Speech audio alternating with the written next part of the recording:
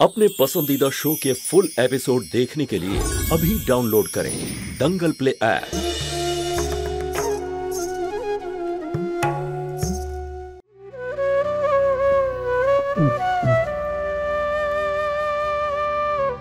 যাবার আগে আমাকে ক্ষমা করতে পারবি না মা?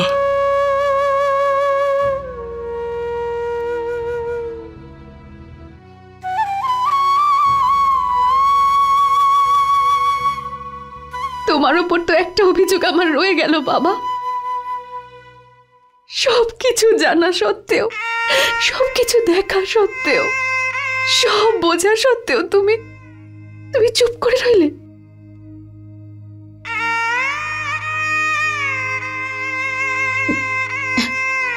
আমি তোমাকেও কোনো দোষ দিতে চাই না বাবা, হয়তো তুমি বাধ্য ছিলে। আমি এই কথাগুলো আমার মন থেকে বের করার অনেক চেষ্টা করছি, বের করতে পারছি না।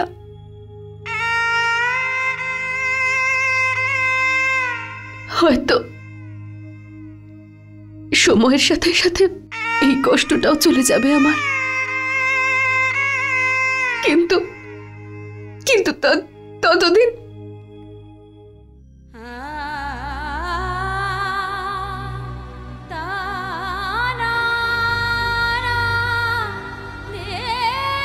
ঠিক আছে মা, এটাকে আমি তোর সম্পত্তি মনে করে নিজের কাছে রাখবো, কিন্তু সেই দিনটার অপেক্ষা করব যেদিন তুই আমাকে ক্ষমা করতে পারবি। সেদিন আমি আশীর্বাদের সঙ্গে এটা তোকে উপহার দেব মা।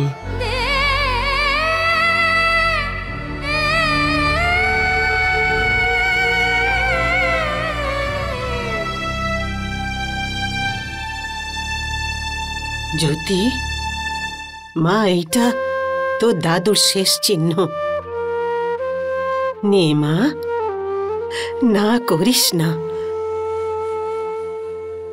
ঠাম্মি, তোমার আশীর্বাদই আমার কাছে যথেষ্ট, কিন্তু এটা তুমি আমার সুধার বিয়ের জন্য যত্ন করে রেখো। এটা পরে ওকে খুব সুন্দর দেখাবে।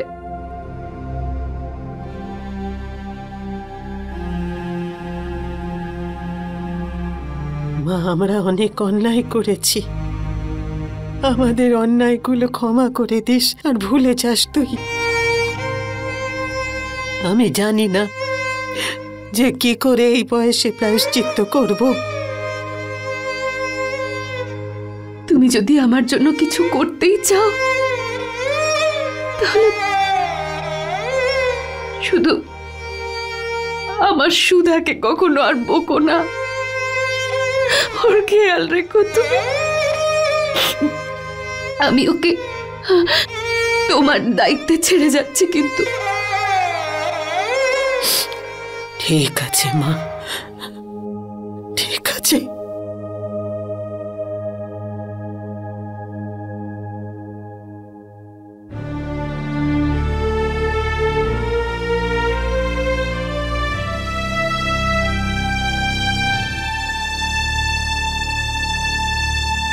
দিদি,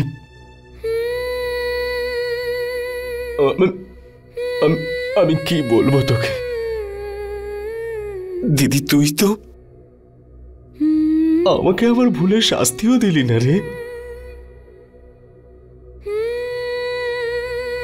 তুই যে তোর ভুলটা বুঝতে পেরেছিস, সেটাই যথেষ্ট রে। নিজের কর্তব্যটা বুঝতে পারলে কোনোদিন আর কারোর সামনে মাথা নিচু করে ক্ষমা চাইতে হবে না তোকে। সবার খেয়াল রাখিস,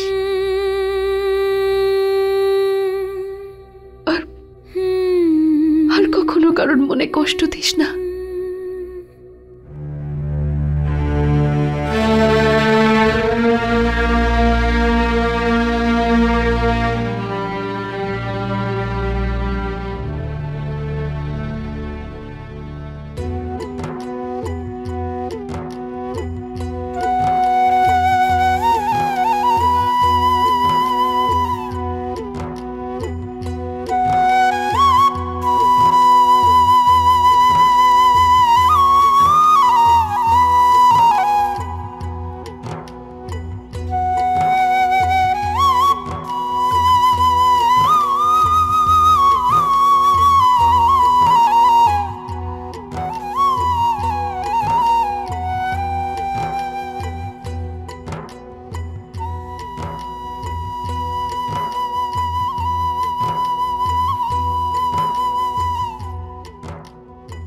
তোকে তো আমি নাও বলতে পারবো না।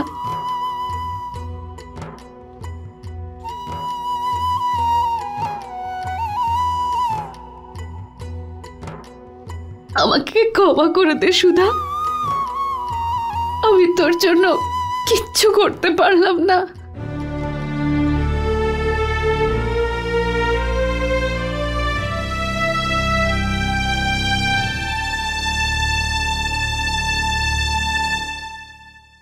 ওই বাড়ির লোকেরা আমার সাথে যাই অন্যায় করে থাকুক, তবে আমি ওখানে তোকে একা ছেড়ে ঠিক কাজ করিনি রে। কিন্তু তুই চিন্তা করিস না, আমি খুব তাড়াতাড়ি পঙ্কজ বাবুর সাথে কথা বলে তোকে আমি নিজের কাছে নিয়ে আসবো। না না দিদি, আমি যদি তোমার কাছে চলে যাই তাহলে বাবার কি হবে? ওই ওই বাড়ির কি হবে দিদি?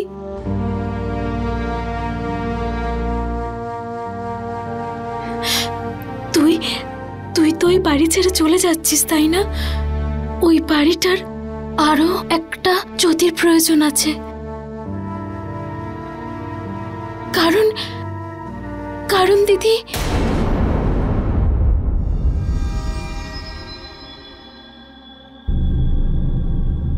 না সুধা, না, তুই জীবনে যা চাস তাই হ, যা ইচ্ছে, কিন্তু আরেকটা জ্যোতি হোস না। জ্যোতি তো কখনো অনুভবই করতে পারে না যে ও পুরো পৃথিবীকে আলোকিত করে, কিন্তু কিন্তু তার ওই শিখার নিচে যে কতটা অন্ধকার থাকে।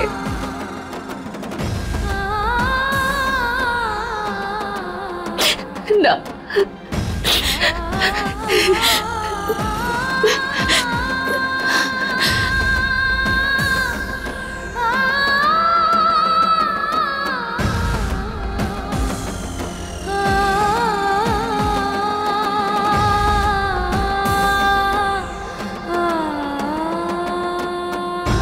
কল্পনা,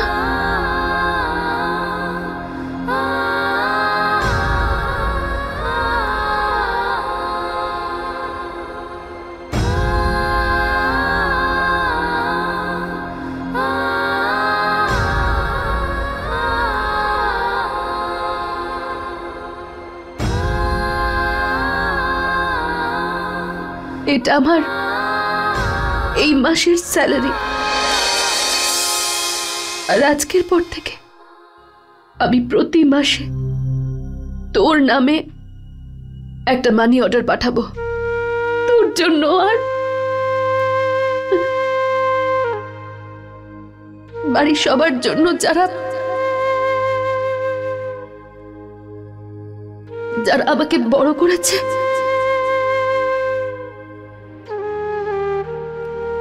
আমাকে মানুষ করেছে বলে সারা জীবন আমি তাদের কাছে কৃতজ্ঞ।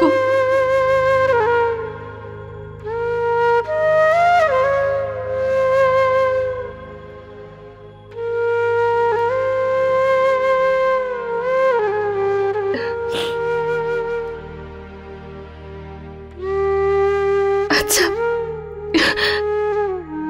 আমি এবার যাই, নিজের খেয়াল রাখিস।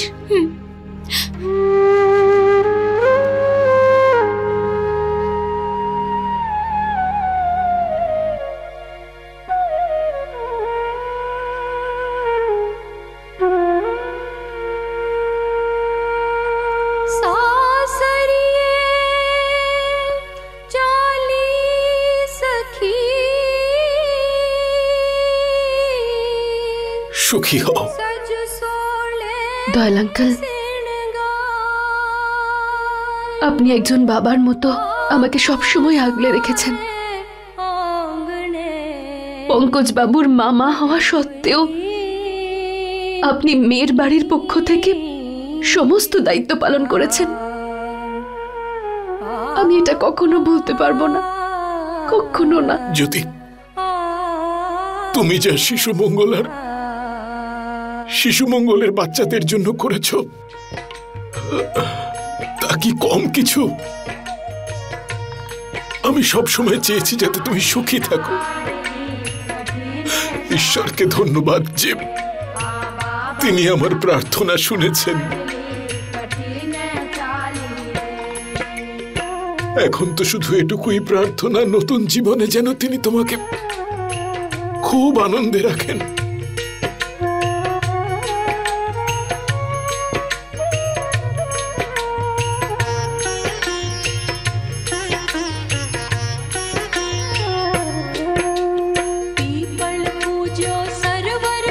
তোমরা সবাই কাঁদছো কেন? আমরা সবাই তোমাকে মিস করব দিদি। জ্যোতি দিদি, তুমি আর শচীন দাদা আমাদের সাথে এখানেই থাকতে পারবে না? দিদি, এখন তোমাকে ছাড়া আমাদের শিশু মঙ্গল একদম ভালো লাগবে না। সোনা, আমি তোমাদের সঙ্গে দেখা করতে রোজ শিশু মঙ্গল আসবো। আর হ্যাঁ, তোমাদের শচীন দাদাও আসবে। সত্যি তো দিদি? কিন্তু তোমাদের সবাইকে আমাকে একটা প্রমিস করতে হবে যে তোমরা দয়াল আঙ্কেলকে একদম জ্বালাতন করবে না, আর নিজেদের পড়াশোনাটা খুব মন দিয়ে করবে।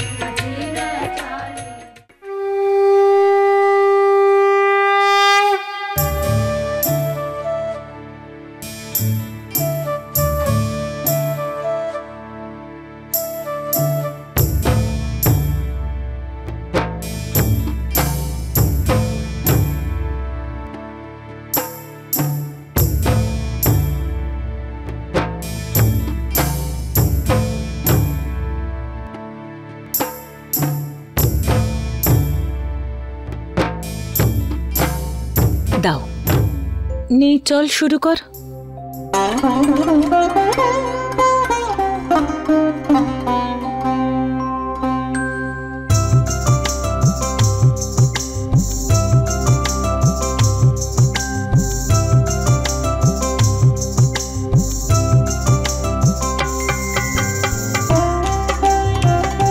আসুন, এই নাও বড় মা, তুমি আগে শুরু করো। এক্ষেত্রে প্রথম অধিকার তো তোমার। নাও, তুমি আগে পুজো শুরু করো। আমি? হ্যাঁ। না দিদি, আরে এই কাজটা তো তোমারই করা উচিত। আরে তুমি পঙ্কজের মা। আরে না। ভৈরবী, গায়ত্রী ঠিকই বলছে। গায়ত্রী তো পঙ্কজকে শুধু জন্মই দিয়েছে, ওকে বড় করেছো তো তুমি। আজ পঙ্কজ যা কিছু হয়েছে তোমারই জন্যে, সেই জন্যে এই সব অনুষ্ঠানে তোমার অধিকার সবচেয়ে বেশি। এগিয়ে যাও আর ছেলে আর বউকে বরণ করো।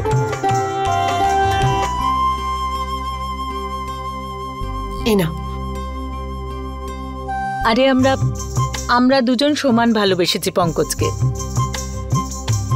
তাহলে অধিকারও সমান, তাই না? এটাকে তো ভাগ করতে পারবো না। চলো আমরা দুজনেই ওদের বরণ করে নিই। এটা তো দারুণ ব্যাপার। এটা এমন হলো যেন জিলিপির উপর কেউ রাবড়ি দিয়েছে, স্বাদ দ্বিগুণ হয়ে গেছে।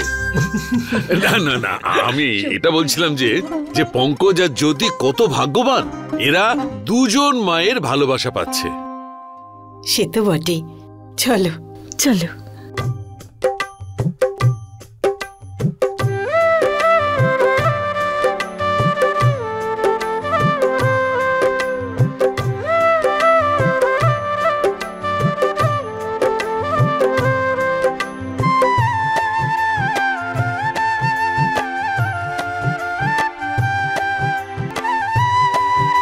এসো বৌমা।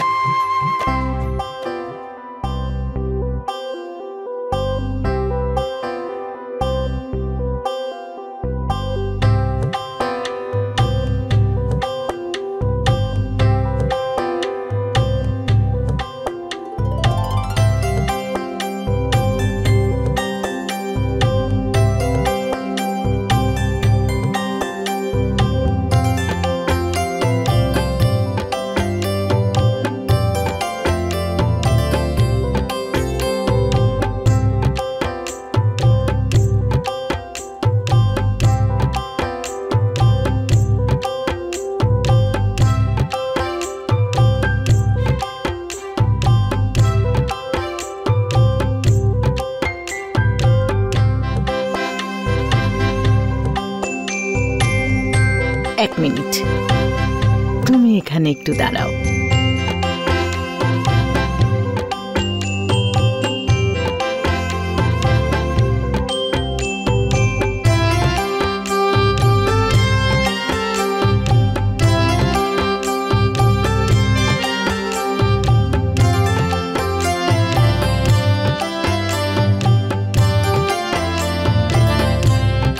পাঁচটা থালায় পা রেখে বাড়িতে প্রবেশ করো।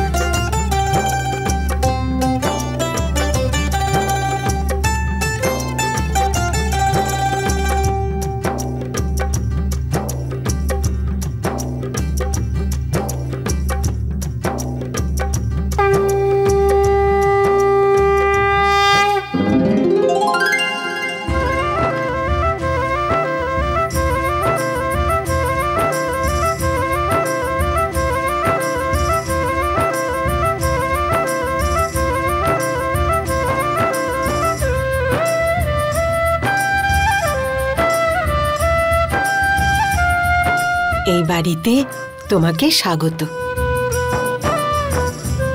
এই যে এই নাও বৌদি, আর সামনে যেতে যেতে এর থেকে নিয়ে সারা বাড়িতে ছড়িয়ে দাও। করো। এই সজনী, ওটা বৌদির হাত থেকে নে তো। তুমি একদম চিন্তা করো না, বাকি গিফটের সাথে আমি এটাকেও তোমার রুমে রেখে দেব।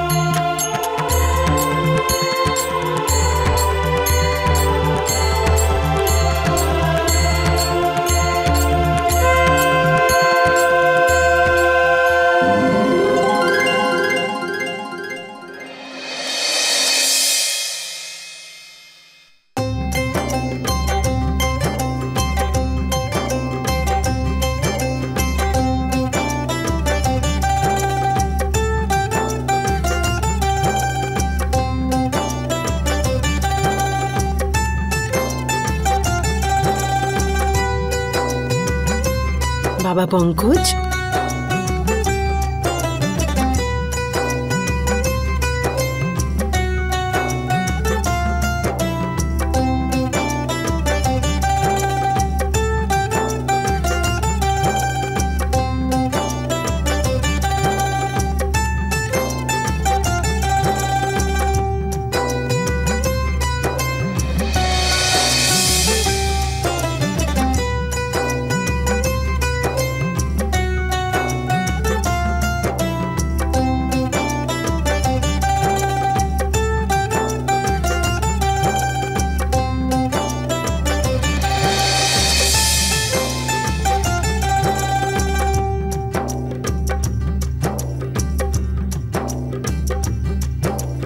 মা, দেওয়ালে তোমার হাতের ছাপ দিয়ে আজ থেকে তুমি আমাদের পরিবার আর এই বাড়ির একজন সদস্য হয়ে গেলে।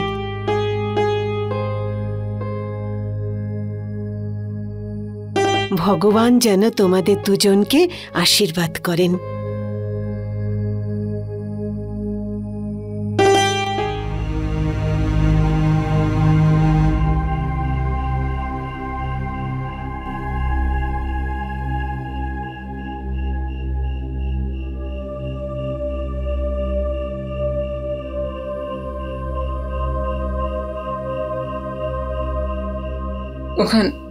ওখানে সব কি হলো?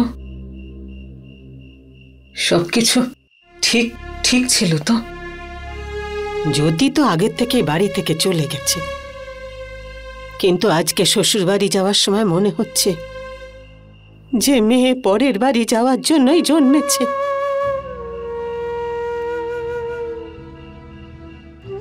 যেদিন দিদি বাড়ি ছেড়ে গেছিল সেদিন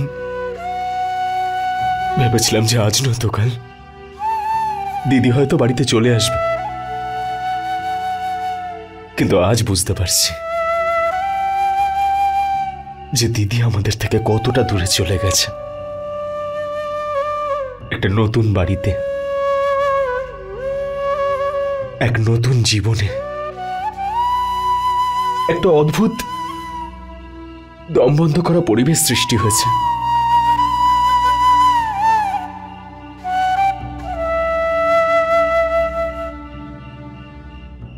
মা,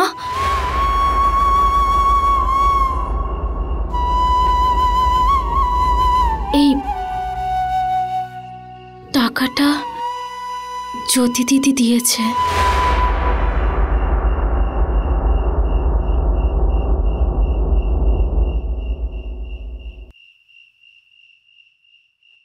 এভাবে কি দেখছো? রেখে দাও, এটা টাকা জ্যোতির রোজগারের। আরে তুমি তো এটাই চেয়েছিলে, তাই তো? আজকে নিশ্চয়ই তোমার মনস্কামনা পূর্ণ হয়েছে। ভালো ঘিয়ে লাড্ডু দিয়ে পুজো দাও। জ্যোতি যে আমাদের সবার জন্য আলো ছিল, কিন্তু তোমার চোখের বালি ছিল, চলে গেছে, চলে গেছে নিজের বাড়িতে। কিন্তু তুমি যা চেয়েছিলে না, যাবার সময় সেটা দিয়ে গেছে, নিজের স্যালারি। টাকা ছাড়া তুমি জ্যোতির কাছে আর কি চেয়েছিলে? রেখে দাও, রেখে দাও। এই টাকার জন্যই তো তুমি ওকে সহ্য করতে, তাই না? তুমি যা চেয়েছিলে তা পেয়ে গেছো, আর জ্যোতি নামের কাঁটাও তোমার জীবন থেকে সরে গেছে। এবার তো তুমি খুশি? এমন কথা বলতে নেই কমল। সত্যি কথাই বলছি মা, আমি একদম সত্যি কথা। কত ধরনের অত্যাচার হয়নি আমার জ্যোতি মায়ের ওপর। ওর বিয়ে হতে দিতে চাইছিল না এই মহিলা, ওকে মাঙ্গলিক বলছিল যাতে ওর রোজগার দিয়ে এই সংসারটা চলে।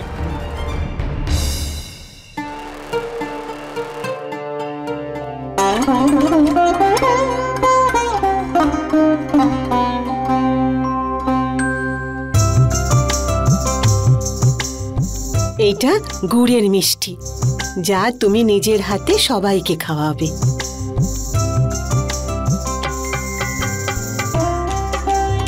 নিয়ম অনুযায়ী তুমি এই ঘরের অন্নপূর্ণা।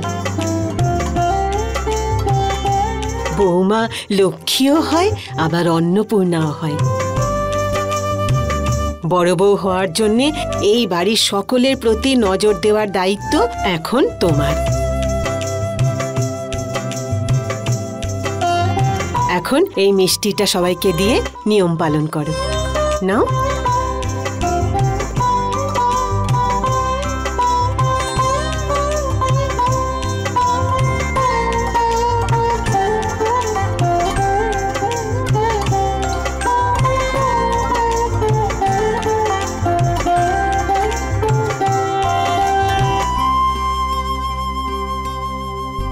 আরে হালুয়া, বাহ বাহ বাহ বাহ বাহ বাহ, দারুণ, অপূর্ব।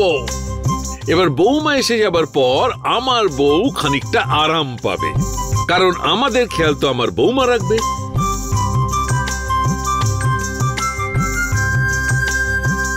বৌমা সমস্ত খাবার দাবার ওনার থেকে দূরে রাখবে।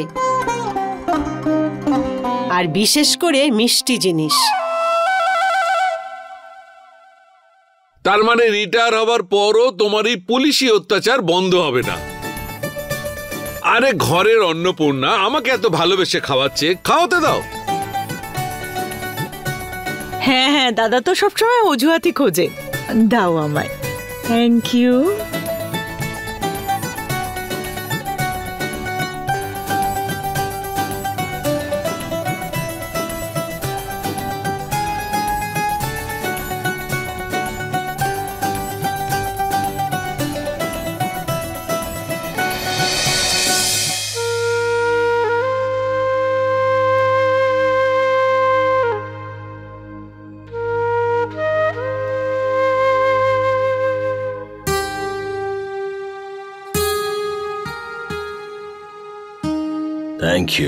থ্যাংক ইউ বৌদি।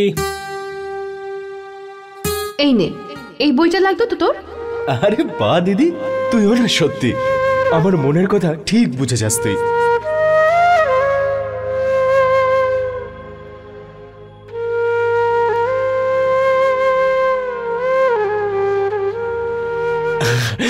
এটা তোমার ফেভারিট হালুয়া। থ্যাংক ইউ বৌদি।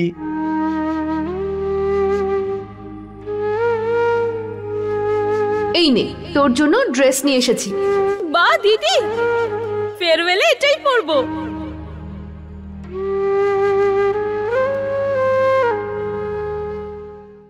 কিন্তু ওই মেয়েটা বিয়ের পরেও আমাদের প্রয়োজনের কথাটা বুঝেছে।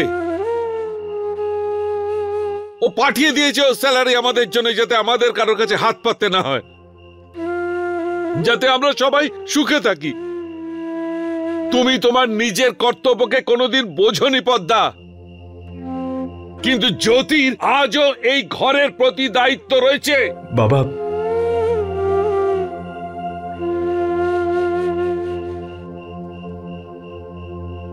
মা, আমি জানি না কি এমন পুণ্য করেছি যে আমি জ্যোতির মতো মেয়ে পেয়েছি।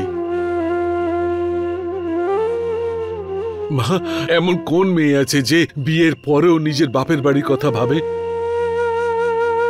ও কোনোদিন নিজের পোশাকের দিকে তাকায়নি, বরং এটা দেখেছে যে ওর মায়ের শাড়িটা পুরনো হয়ে গেছে।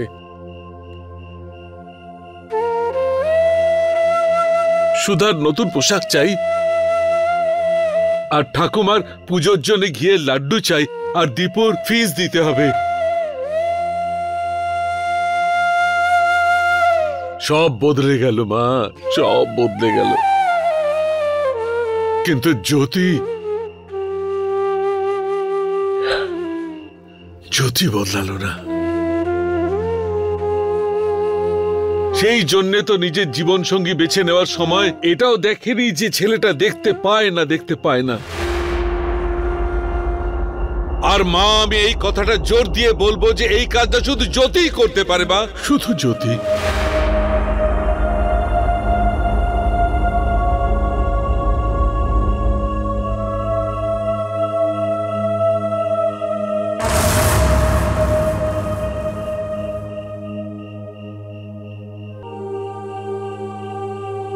জ্যোতির স্বামী চোখে দেখতে পায় না।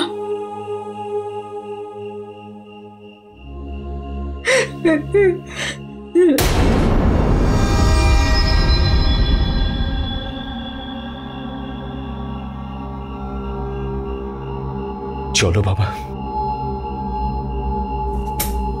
কোথায় নিয়ে যাচ্ছিস দীপু আমাকে? বাবা, তোমার ঘরে নিয়ে যাচ্ছি। না দীপু, আমি ওই মহিলার সঙ্গে আর এক মুহূর্ত থাকতে পারবো না।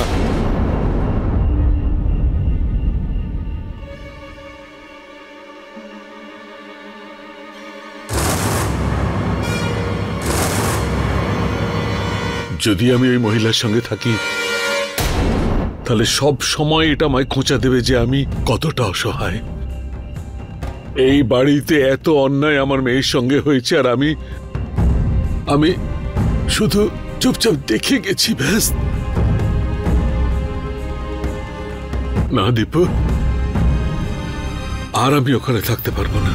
বাবা প্লিজ, বাবা এইসব কথা বলো না তুমি প্লিজ। দীপু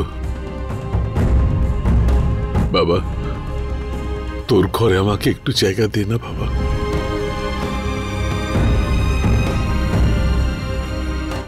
আমি তোকে একদম ডিস্টার্ব করবো না বাবা, এক কোণে পড়ে থাকবো। বাবা তুমি এসব কি বলছো বলো তো?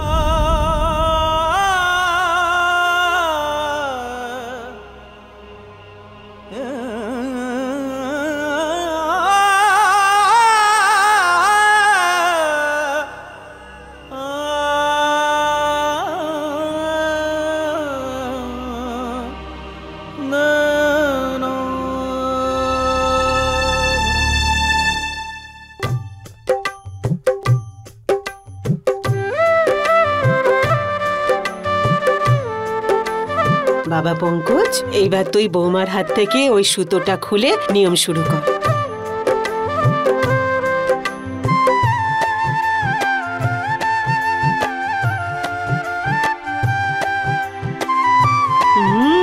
খোঁজো খোঁজো, এতগুলো চুড়ির মধ্যে খুঁজে বার করতে হবে তোকে।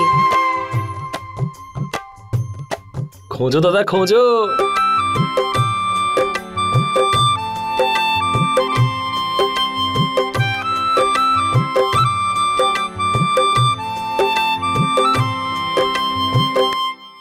পেয়ে গেছি। না দাদা, চিটিং নয়, তোমাকে শুধু একটা হাত দিয়েই ওটা খুলতে হবে। এক হাত দিয়ে? আগে শুধু বৌদিরই অনুমতি রয়েছে দুটো হাত ব্যবহার করার। এটা কিন্তু ঠিক না। ঠিক আছে, ট্রাই করি।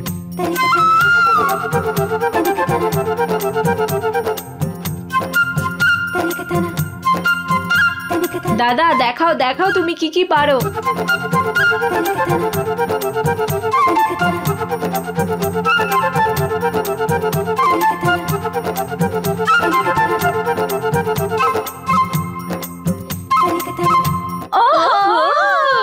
দেখলে বৌদি?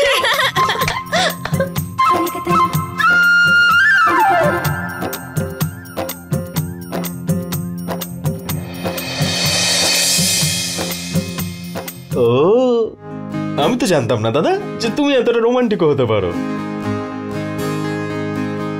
প্রতীক, দাদা শুধু সুযোগ খোঁজে বৌদির কাছাকাছি আসার। আচ্ছা বৌমা, এখন তোমার পালা। তুমি এইবার পঙ্কজের হাত থেকে সুতো খোলো।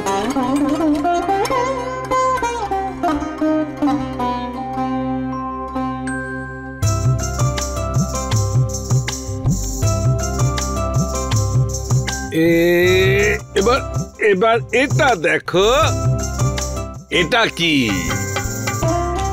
আবার এটা কি নতুন নিয়ম? এই যে তোকেও করতে হবে এইসব বিয়ের সময়, শুধু মন দিয়ে দেখতে থাক। এটা আমাদের পারিবারিক নিয়ম, আর এটা হচ্ছে আমাদের পারিবারিক পুটলি। মা, এতে অনেক পয়সা আছে যেগুলো অনেক পুরনো। আমাদের পরিবারের সম্মান এটা। একবারে একটা হাত ঢুকিয়ে তুমি যত পারো পয়সা বার করে নাও, সব কটা পয়সাই তোমার হয়ে যাবে।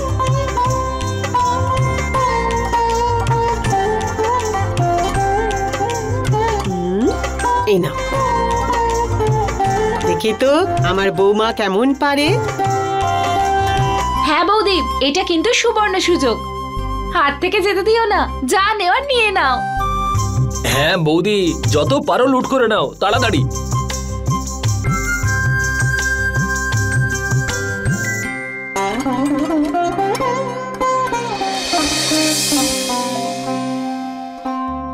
হে কি মা, একটাই কয়েন?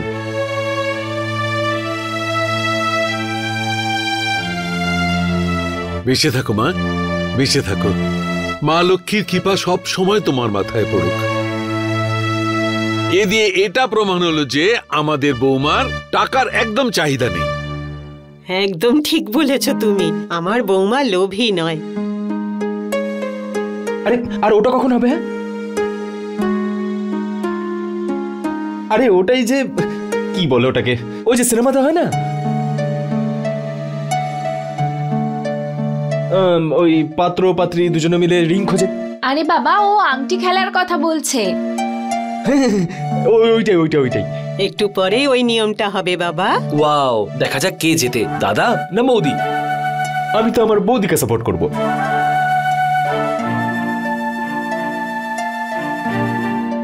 আমি কিন্তু আমার দাদার দিকে, দেখা যাক কে জেতে।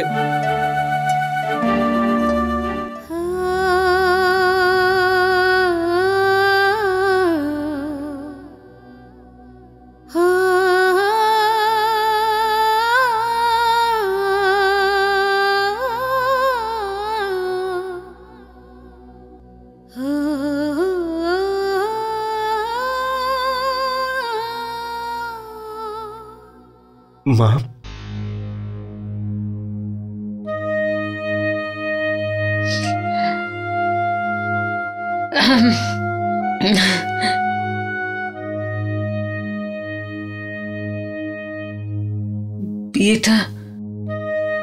বিয়েটা কেমন হলো? সব ঠিক ছিল তো? কেউ কিছু বলেনি তো? না, সবকিছু খুব ভালো মতো হয়ে গেছে মা। আমরা সব নিয়ম কানুন পালন করেছি। জ্যোতি দিদির শ্বশুর বাড়ির লোক খুব ভালো মা। মা, বাবা আজ থেকে আমার রুমে থাকতে চায়।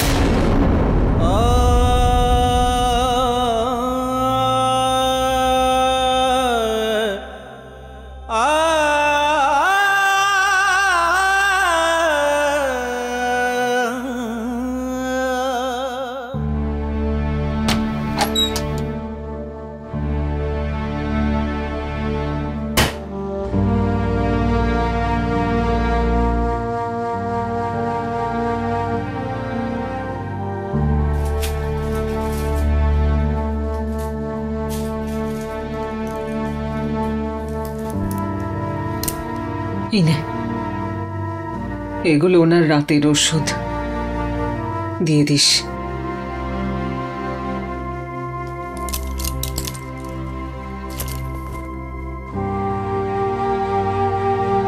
মা,